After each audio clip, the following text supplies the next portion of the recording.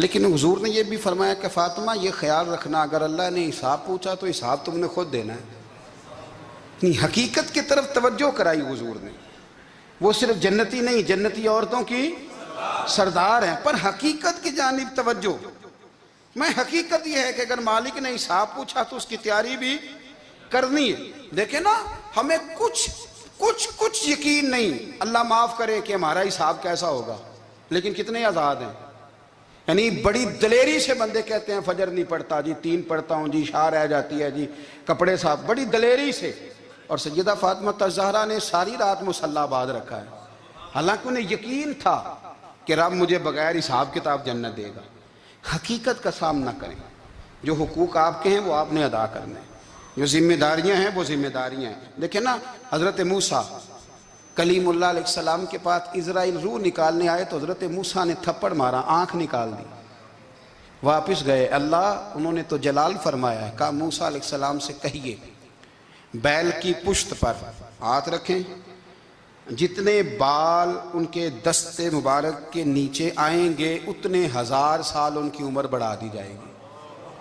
یعنی میرے کان میں کوئی بتا دے کہ جناب 60 سال بڑھ گئی، یا آپ کے کان میں کوئی کہہ دے تو خوشی ہوتی ہے کہ نہیں؟ لیکن یہ حقیقت پسندی نہیں، اس لیے کہ 60 بھی گزر جائیں گے، 70 بھی، یہ حقیقت نہیں۔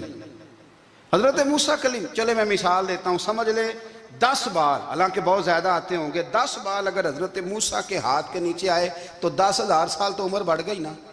10 یعنی 10 سال نہیں، 10 نہیں، 10 بہت زیادہ تھی نا۔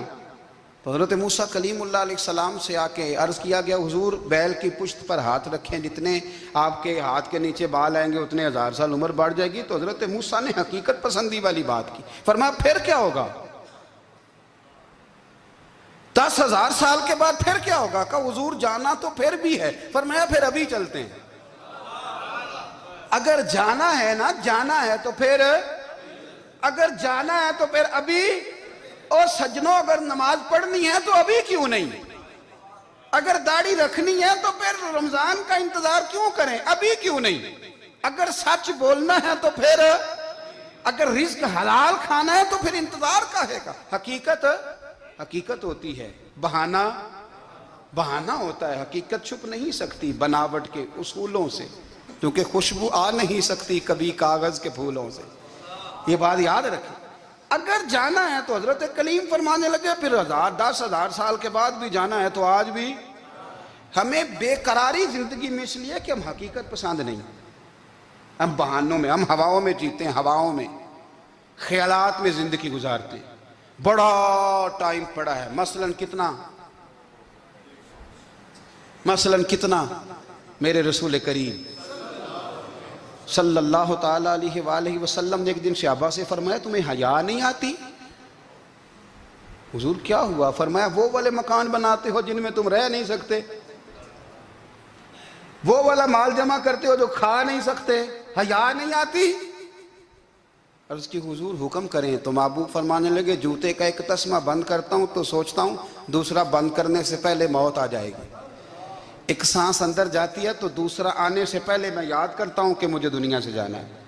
تمہیں حیا نہیں آتی؟ وہ مکان بناتے ہو جن میں رہ ہی نہیں سکتے، وہ مال جمع کرتے ہو جو کھا، حقیقت پسند نہیں بھائی ہم۔ بہت سارے لوگ ہیں بڑی باتیں سناتے ہیں، بڑی، میں کہتا ہوں اصل میں نا زیادہ باتیں سنا کے نا بیچارہ اپنے آپ کو مطمئن کرنا چاہتا ہے، اصل بات یہ ہے کہ اندر سے نا ہلا ہوا ہے، کچھ بھی نہیں، بڑا زیادہ ہنستا ہے اور مجھے لگتا ہے کہ کوئی گہرا زخم چھپا رہا ہے۔ اس لیے ملمہ سازی، حقیقت پسند بنو، حقیقت پسند۔ یاد رکھنا من ترک صلاۃ متعمدا فقد کفر، میرے رسول نے حقیقت بیان کی، فرمایا جس نے ایک نماز بھی جان بوجھ کے چھوڑی اس نے رب کے رب ہونے کا انکار کیا، اس نے کفران نعمت کیا۔ یہ حقیقت ہے، کوئی کلیریفیکیشن نہیں، کوئی وضاحت نہیں۔ جو نماز نہیں پڑھتا، جھوٹ بولتا ہے، غلط بیانی کرتا ہے، جو شخص رزق حرام کما کے کہتا ہے کہ اس کے بغیر گزارا نہیں چلتا، وہ جھوٹ بولتا ہے۔ اس لیے کہ رب فرماتا ہے جب تجھے پیدا کیا ہے تو تیرا رزق میرے ذمہ ہے۔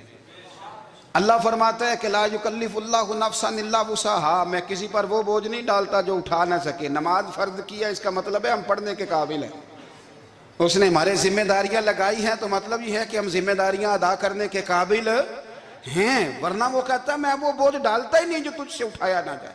اگر چاہتے ہو کہ زندگی میں اطمینان ملے تو خدا را حقیقت پسندوں والی زندگی گزارو۔ یہ فضاؤں میں زندہ رہنا، ہواؤں میں، اللہ بڑا معاف کرنے والا ہے، اللہ بڑا کریم ہے، معاف کر دے گا، تو بھئی یہ بات صحابہ کو بھی پتا تھی، یہ اہل بیت کو بھی خبر تھی، تو وہ تو ایک ایک بات کا لحاظ کرتے تھے۔